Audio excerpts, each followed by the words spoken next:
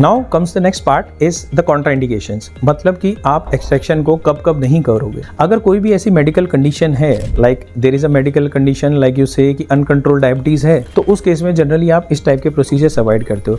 Reason being कि diabetes itself does not contraindicate any extraction, but if it is uncontrolled it will possibly interfere with the healing of the wound. कि अगर किसी को diabetes है तो वो wound को हीलिंग में प्रॉब्लम करेगा, तो इट इज बेटर कि डायबिटीज कंट्रोल हो। Second thing is if patient is on blood thinners, like recent studies 99% of the time you here कि अगर पेशेंट इकोस्प्रिन ले रहा है तो उस केस में उसको एक्सट्रैक्शन को नहीं करना, but this is not the case. Recent studies में अगर पेशेंट इकोस्प्रिन ले रहा है उसके बाद भी आप उस एक्सट्रैक्शन को कर सकते हो। उसके बाद अगर if like third point is if there is any radiation therapy, अगर पेशेंट का रेडिएशन थेरेपी कीमोथेरेपी चल रहा है, उस पर्टिकुलर टाइम पे होता है कि पेशेंट का इम्यून सिस्टम बहुत ज्यादा डाउन होता है। ऐसे में अगर हम एक्सट्रैक्शन करते हैं तो पेशेंट की बॉडी रिएक्ट नहीं कर पाती कि वो फाइट करे, उस लीजन को हील कर पाए।